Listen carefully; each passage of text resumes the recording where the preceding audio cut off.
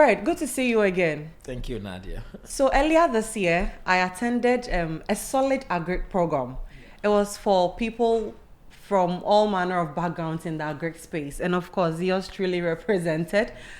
I get there and they give me the forms to fill. It's part of protocol. So on the forms, they had indicated almost 15 categories in the agri space they assumed their audience would come from.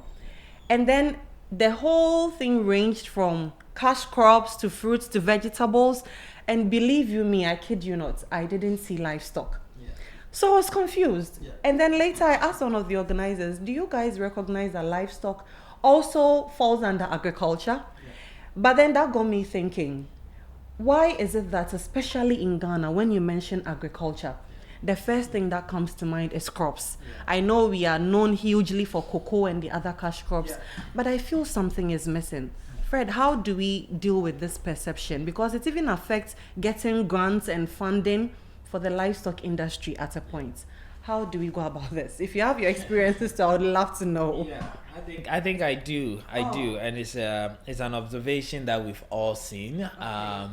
And one of my experience was actually very recent. I was at a student event where I was going to talk about livestock farming, but what happened was there were a couple of speeches before mine, and they were all talking about crops and and then a student stood up and said, how come nobody's talking about livestock farming? I'm a student studying animal husbandry, and I haven't heard anything. For the past 2 days I've been in this session and nothing. So I guess at that point that student is even questioning the career he's chosen, or definitely. is he being recognized and so on. So it's an interesting observation, and I think our viewers will agree with us that the livestock industry hasn't been given the attention that it needs to be able to grow. And how do we change it? I think there are so many things we will have to do, but starts from the branding aspect of it. The branding, I love that. And definitely you can't have branding without showcasing it to the world. And that is one of the solid reasons why Farming in Africa YouTube channel exists. Everything you need about livestock agribusiness, including promoting it out there for that student to know that he or she is in the right field. We exist for that. And on that note, if this is your first time watching this channel, welcome to Farming in Africa YouTube channel, your go-to channel for everything livestock information. And if you're already a subscriber, I always say thank you, but you know what to do. Hit the notification button for me so you don't miss out on every content we bring your way. Let's go straight into how we can change the perception about livestock industry being less dominant in the agri space. Fred, please carry on for me. Yes, but I think it's branding. First, again, we need to change the narrative of what it means to be a livestock farmer.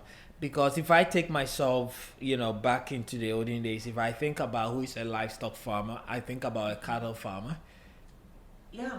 And if I look at that cattle farmer, I look at all what I see is huge cows with huge horns, with a herdsman, whether I be a Fulani man or whether I be a Hausa man or an Akan man, but a gentleman following these cows and moving around. That really doesn't stick like something I want to associate myself with. I see. Right? It's not appealing. It's not appealing. It's not something what am I gonna do there? Am I gonna be the one following the cows, or am I gonna just have the cows at my land or at my farm? Like you don't associate yourself with it. And that's livestock farming to us. Right? And that's what we've seen. That's what our culture is. That's what we've done. Right? And on the other hand, the other part of livestock farming is the small ruminants. Rearing the goats, rearing the rabbits, rearing the sheep. But those are also not really considered because they are domesticated. They are home. So even though my mom has 3 goats, he doesn't see herself as exactly. So whoever has goats in their home, chickens in their home, doesn't consider himself a livestock farmer. He or she will consider himself a crop farmer because he goes to the farm and come home. Yeah. But the chicks, the goats in the house doesn't form part of who he is. This is very interesting. Because I am very much concerned because I have a lot of colleagues in the agri space who are majorly in the crop sector. And it's so easy for them to like get funds. You know, it's so easy to approach an organization, tell them about the 1 acre of lettuce farming you are doing. It all sounds so impressive. At what point do we or can we rub shoulders with these and also be able to get enough funds? And is it also because livestock as an industry doesn't contribute economically to the agriculture? There's so many pieces in there. I'll take the last one and hopefully we can come back to the first one if I forgot. Doesn't it contribute to the economics? Do we? Obviously it does. But it's not even about the economics at this point. It's about food security, right? So the economics exist, but then the food security part also exists, right? We consume a lot of meat, right, as a source of protein. So without it, it has a significant impact on us as humans as well. And it's everything we're doing is about our survival, right? We have the variety of crops that's giving us all the different nutrients, but we also have the meat side, which is also giving us, supplementing some of these nutrients to us. So I think food security first, and it's part of it. Crop and livestock makes that food security complete.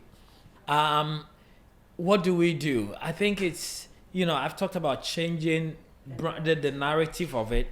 2, branding what we do. And then 3, I think we being able to position ourselves not as a domestic livestock farmer, but as an agribusiness. So a livestock agribusiness. If we start positioning ourselves, because who knows, the Fulani man or the Hausa man or the Akan guy that is following the cows or the goats around, nobody really know into details what this person is making, what is the business plan, what is, it's just anything. It's just walking around. And even if you're lucky, they are following them, but mostly they're even walking randomly. Who lives their business just like that, right? We need to change our narrative.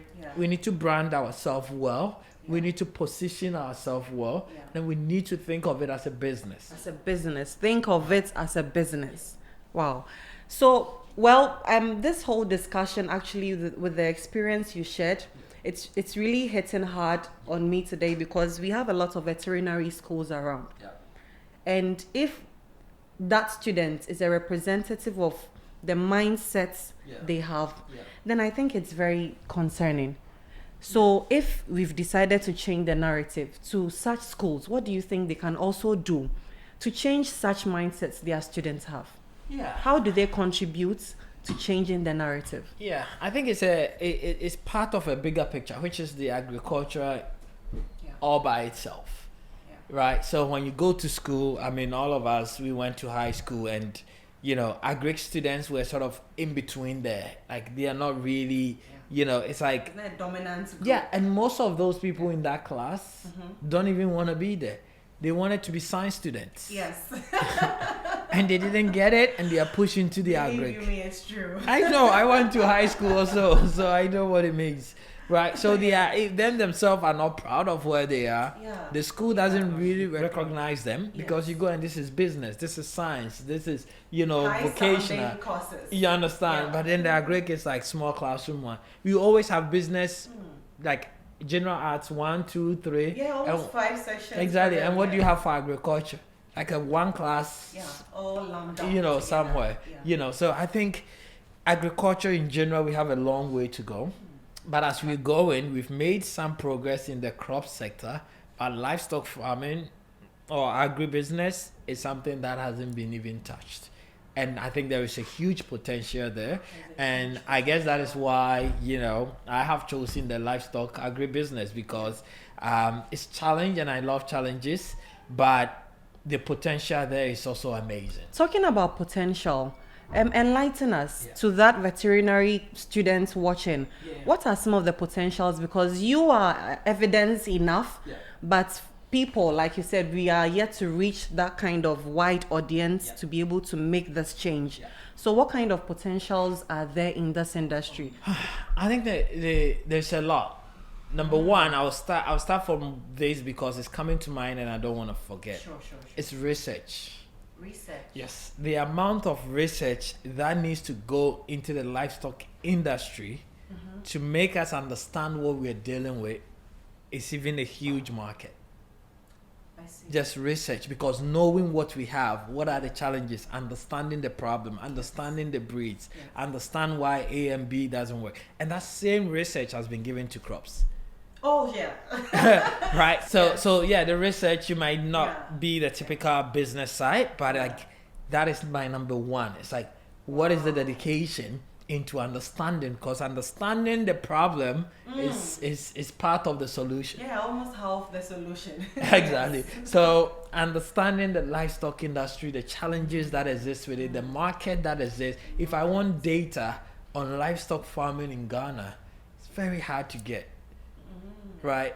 The names and stuff. Most of you are hearing breeds and different medications for the first time from this channel. Right? So that is one, and it's huge, so I don't want to underrate it. But then we go into the livestock agribusiness side, which is, what do? You can start right away from the breeding side.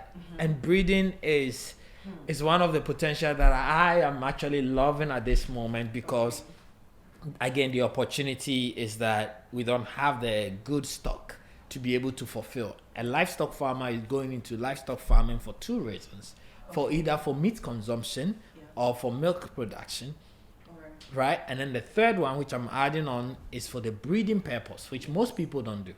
One of the common things that people are used to when it comes to breeding is dog breeding.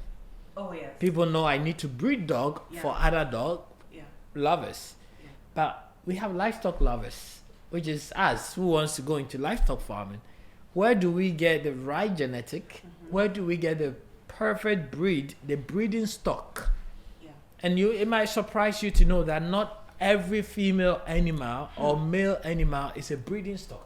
The first time I heard you say this, I was shaken, because I know a lot of people who just walk into the markets because they want to start a livestock agribusiness, and by looking at the animals, let's say at Medina, I think this and that's, let me just go start the markets with. And then I heard you say it would surprise you to know the animals you are purchasing don't even have the ability to reproduce.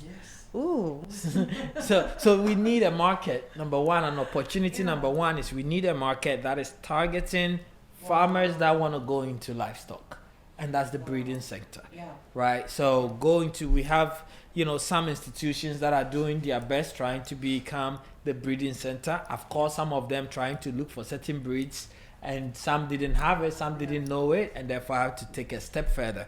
But we don't want to always take a step further. We want to find everything within our area, right? So that's an opportunity number one, the breeding. Then if you're doing for meat as a livestock farmer, then again, your production, right? How are you breeding your animal to get the best out of them so that you can produce the meat that you're looking for? That's true. But then in that line, there's so many value chain in there, from the producer to even the logistics, frozen, right? Abattoirs, processing, packaging, distribution, all of that. So all that do exist, because there's going to be a time where you and I are not going to be comfortable buying meat from the table that is covered with flies. I wholeheartedly agree with you on that. That brings me to my next question for you. There is no doubt about it as to how well exposed a livestock agribusinessman you are. Those of us who have been following you for a while, we've seen you go to Brazil, to Mexico, to your favorite country, it seems, South Africa, US, all over the place, Fred. And I believe that you see the vast differences between how they do livestock agribusiness and how we do ours. How do we bridge that gap with the exposure you have seen? How do we because outside I know of a family that just has like a backyard chicken coop thing, and it just suddenly blossoms into something else. It's a whole industry. Here we have such, but it's not appealing. How do we bridge that gap with what you've seen all over the globe? So there's a lot of factors. that and things we need to do, but instead of how they do, I'll say where they are versus where we are. Right, and sometimes it takes process and time to be able to catch up. It's a journey. They started long before us, right? They've been innovating whilst we have been abandoned. So now what we're trying to do is to go back and recover what has been abandoned and then start the innovation. Yes, you're right. And I'm sure we'll get there. I'm sure we will get there.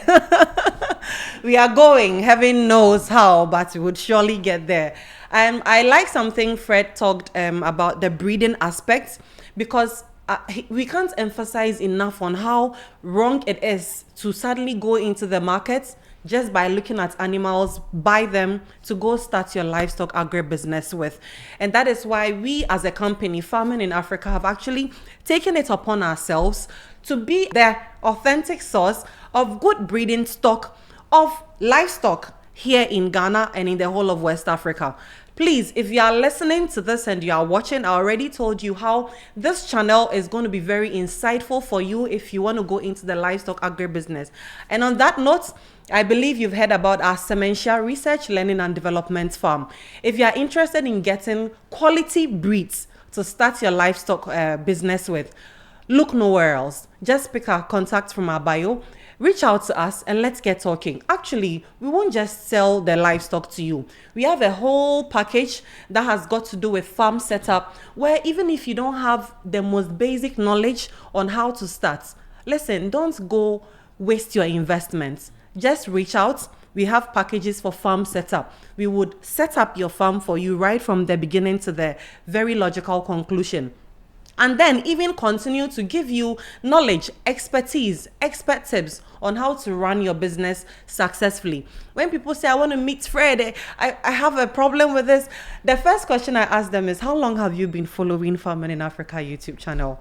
It would surprise you to know that that question that you need Fred for so urgently, it has been answered in the most recent video we put up.